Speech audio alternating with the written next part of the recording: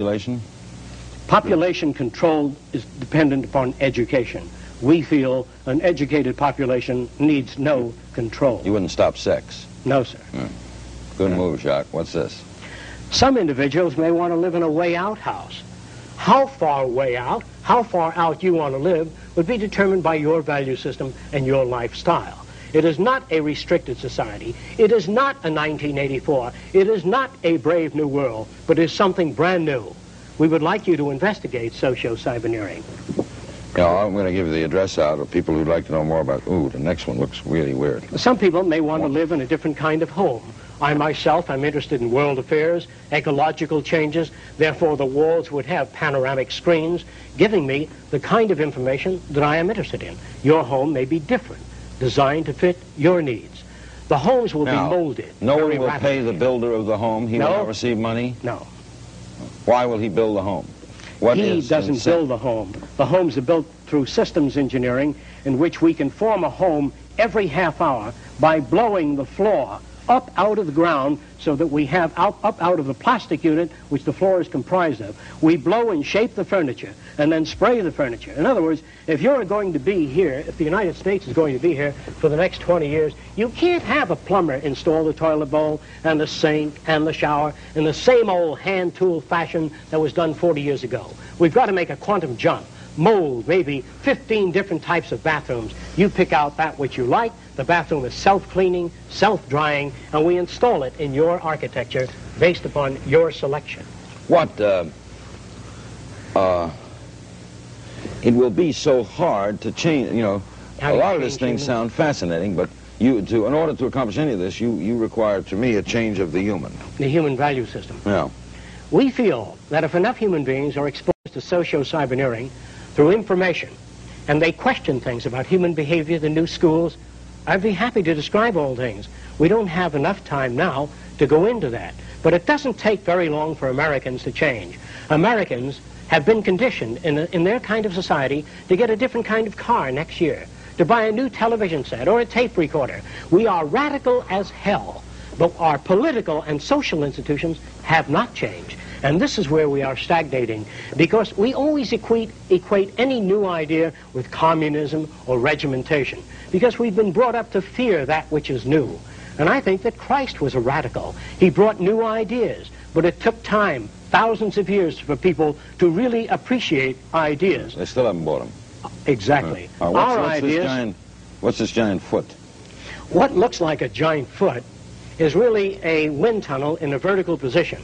We feel by building 6 of these in the Los Angeles area and the New York area and accelerating air down through this tunnel by means of turbines and electrostatic filters and a low temperature base, we can clean the air of the solids, particulate matter, gases, and all suspended particles within a period of 1 year, clean the air in the Los Angeles and New York area, and then remove these structures and build garden cities again.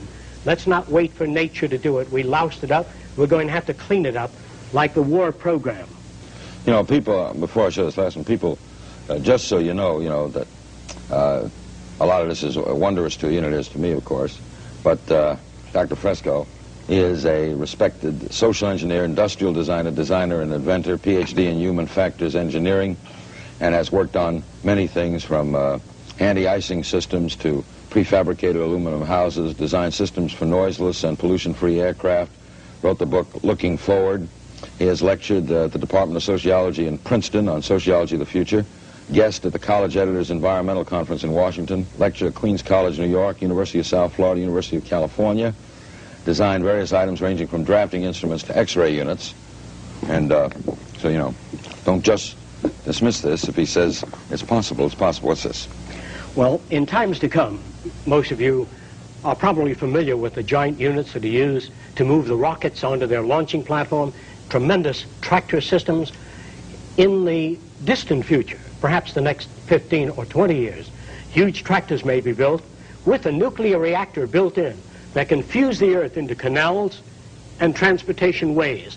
We can shape the earth by nuclear energy without mixing concrete, without having trucks and human beings leveling the concrete. We can do this today at 20 miles an hour if we wanted to. Shape the earth into highways, waterways, flood control systems in a totally different, reorganized technology. All right, now, technicians working now in this present setup in the private industry concept, why haven't we seen more things like this? If they are feasible, for example, the Japanese, everybody's working on a high-speed train. And you can't tell me that the Japanese wouldn't like to have, the Seaboard Railroad wouldn't like to have a train that could get to you to New York in 20 minutes, even for profit. Why don't they? As far as I know, at present, there is really no integrated transportation system. Integrating a transportation system, you have to design, it's just like designing a heart of a human being, if God did it this way, and then he decided to put some lungs nearby, and then he built another structure to hold our arms. All of these are afterthoughts. What we have to do is design a city as a living system, as an organism, as a university, that all of the cities of the future will be university cities that grow, that continue to exchange ideas. The city will have a built-in transportation system, so there are no accidents and no unthought-out areas of technology. Medicine, botany, agriculture, the total system. One planning system.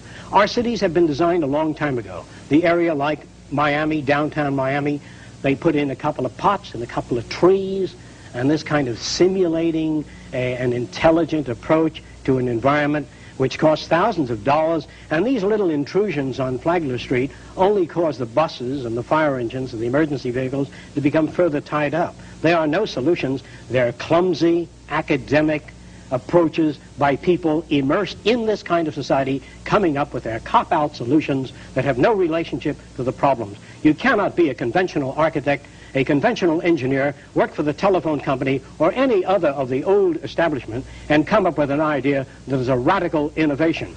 The space program takes new thinking to save our country, to save our land, to save our environment, to save our youth, our stupidity, our conflict. We've got to reorganize our way of thinking and reconsider our social aims toward the brotherhood of man. We do that or we perish. What do you think Frank Lloyd Wright would have thought of this? I think that Frank Lloyd Wright was establishment. I think that his architecture was radical, but I think it was radical in a limited way. And we've got to get away from this limited, I did this and I did that, and the self-centeredness that dominates our society today. It must be a privilege to serve members of society. Not that we want rewards or medals or honor for what we do, because it is just an honor to do it. And if you cannot work for that, then you miss the boat. You don't understand the teachings of the wisest men that ever lived. In your society, there are no mayors of cities? There are no mayors, there are no politicians, and you don't have to fill out any forms to go to the art center or music center, and you go to a university whether you can afford it or not. If you want a suit of clothes, how do you get it? Well, most suits of clothing are designed by anatomists and physiologists to be comfortable. Most of your shoes will breathe as you walk. They will be very different than the shoes that dominate your society today. Most of your clothing will be organically designed, in that as you move your arms, it'll aerate and breathe, and most of your clothing will be washed by ultrasonics. No detergents, no washing machines, no centrifugal separators. We can knock all of the fluid off clothing today by vibration. We can knock fluids off clothing. In other words, if you could move a piece of fabric from position A to position B rapidly enough, the fluid will remain behind. Ultrasonically vibrating the fabric can remove the fluids. And you need not contaminate your waters. You don't have to use any of the systems today. Let me briefly say this. You have a bumper in front of your car, behind your car. But your society, your car's hit on the side also. You have safety belts and harnesses in your car. But that assumes that you're going to be hit by the rear or in front. If you're hit on the side, you go right through the side of the windshield. What good are these approaches?